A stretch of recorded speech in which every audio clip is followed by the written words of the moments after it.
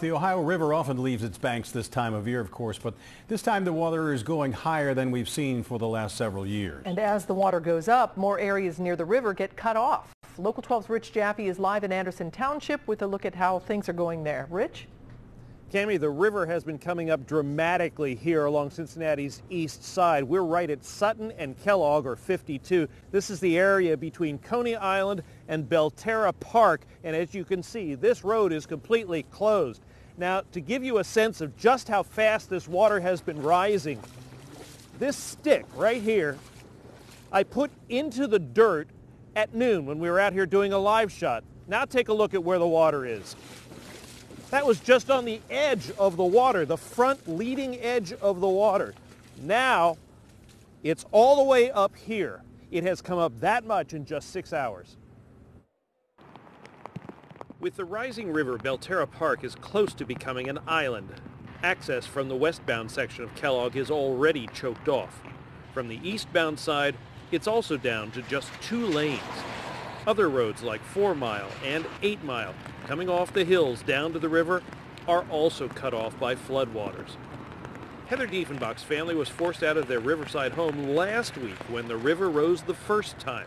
Once it comes, it's pretty bad because you got to get everything out, get everything packed up, and make sure the stuff that we can't take with us gets tied down, like our porches, grills, things like that. That's all got to be locked down. In places like New Richmond, the rising river is making for a wet photo op for some people. But it brings serious warnings from county officials.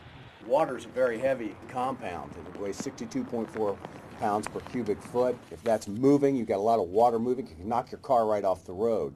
It can also cause your car to float if you have high water, so you lose all control. Absolutely do not approach standing water. You don't know if it's standing even or if it's moving. Either way, stay away from any water. Early this morning, a woman tried to drive through the high water between Coney and Belterra and had to be rescued by emergency crews. I worked in Anderson Township 2 years as a night shift sergeant, and every year we shut down the roads in Anderson.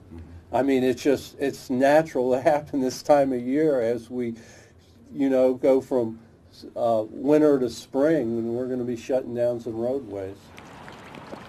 One of the biggest problems along here, as you can see from this storm drain, is the water no longer has any place to go.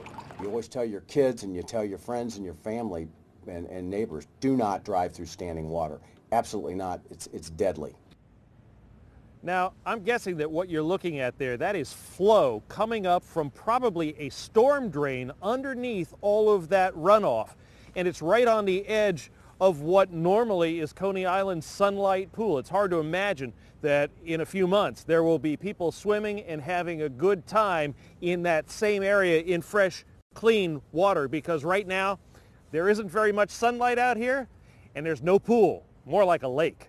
In Anderson Township, Rich Jaffe, Local 12 News. Cami, Rob? All right, Rich, thank you. And the Hamilton County engineer has closed several roads on the east side because of the high water. In Anderson, Kellogg at the east side of Sutton, 4 Mile north of Kellogg, and then 8 Mile at Old Kellogg. In Newtown, Diebolt Road is closed at Clear Creek. And Covington officials have closed Riverside Drive from Shelby Street to Garrett Street. And the rising water is causing problems downriver as well. The Hamilton County engineer has closed Lawrenceburg Road at Miami View in Whitewater Township.